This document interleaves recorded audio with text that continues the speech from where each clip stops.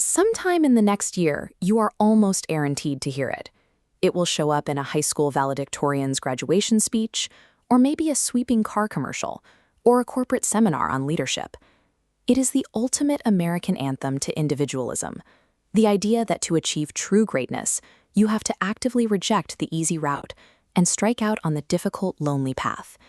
And anchoring this myth is the perceived wisdom of Robert Frost. He is a monumental figure in American letters, a poet whose work carries so much cultural weight that he was invited to read at presidential inaugurations. The entire myth rests on the famous final lines of his most recognizable work.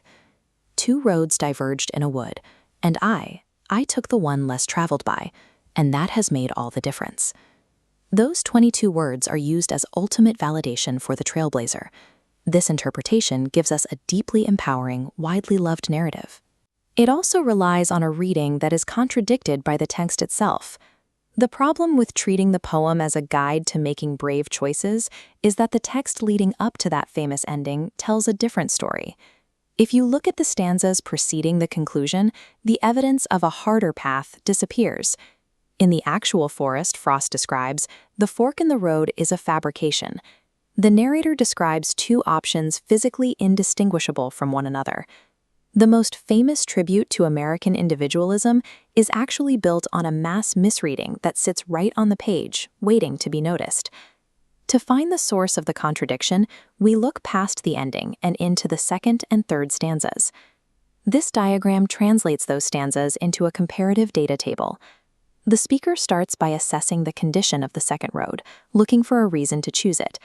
But his own observations reveal a total lack of difference.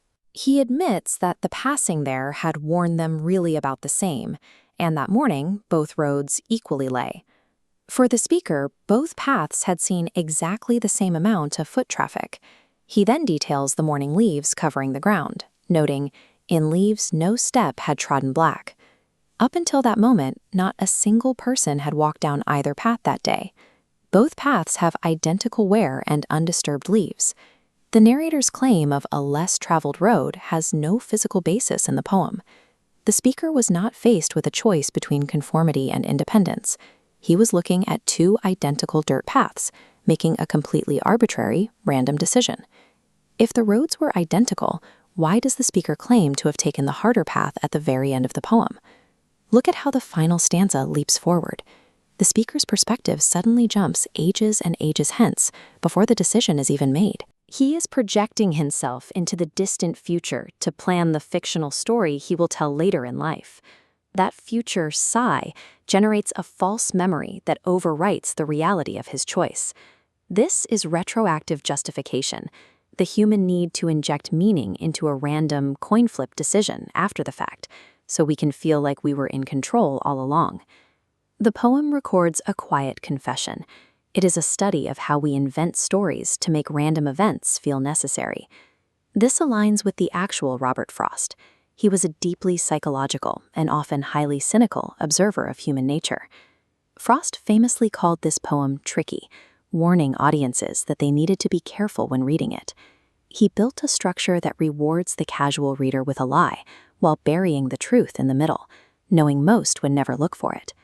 This structure mimics human memory. We routinely edit out the mundane facts of our lives to preserve a preferred, ego-driven narrative.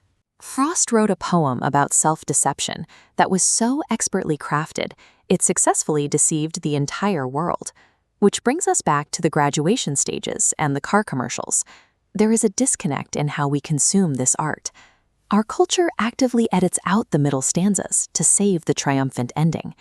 In doing so, we are exhibiting the exact same retroactive justification as the narrator in the original poem. We crave the illusion of control and destined greatness. We want it so badly that we will literally overwrite the plain facts of our most famous literature just to maintain that comfort. The road not taken endures because it captures a universal human hunger. It proves how desperately we want to believe our lives follow a plan we designed.